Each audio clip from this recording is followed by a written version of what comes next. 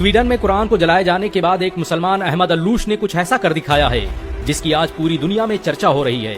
दरअसल कुरान जलाए जाने के बाद स्वीडन के अहमद अल्लूश ने वहां के कोर्ट में एक याचिका दायर की थी कि उसे भी यहूदियों और ईसाइयों की मुकद्दस किताब बाइबिल और तौरात को जलाने की इजाजत दी जाए। अहमद अल्लूश का कहना था कि जैसे स्वीडन में सरेआम सरकारी सिक्योरिटी के बीच कुरान को जलाया गया, वैसे ही वो भरी सिक्योरिटी और लोगों के बीच बाइबल और तौरात को जलाना चाहता है।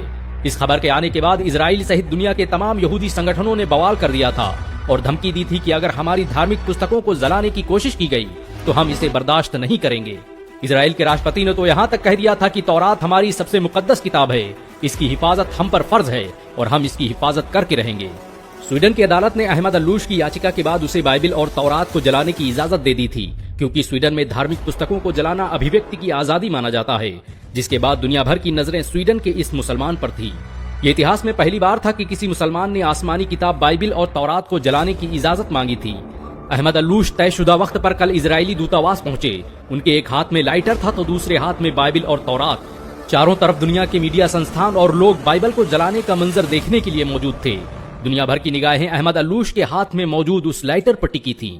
लेकिन लोग उस वक्त हैरान रह गए जब स्वीडन के इस 32 साला नौजवान ने लाइटर जमीन पर फेंक दिया और लोगों को मुखातिब होकर कहने लगा कि मैं बाइबल और तौरात को जलाने की सोच भी नहीं सकता। मैं तो बस कुरान जलाने के मामले पर यूरोप, अमेरिका सहित दुनिया के दोगलेपन को बेनकाब करना चाहता था। ये मेरे प्रदर्शन का तरीका था।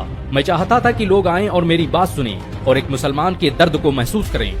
जिस तरह से यहूदियों और ईसाइयों को उनकी मुकद्दस किताब को जलाने की बात सुनकर तकलीफ महसूस हुई, उससे लाख गुना ज्यादा हम मुसलमानों को तकलीफ होती है जब हमारी मुकद्दस किताब कुरान की बेहुरमती की जाती है।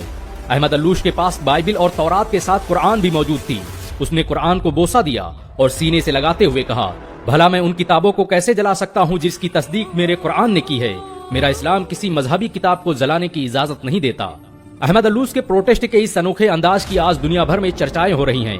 यहाँ तक कि यहूदी और ईसाई भी कुरान को जलाने की इजाजत देने पर पाबंदी लगाने की मांग करने लगे हैं। गौरतलब हो कि बकरा ईद के दिन स्वीडन में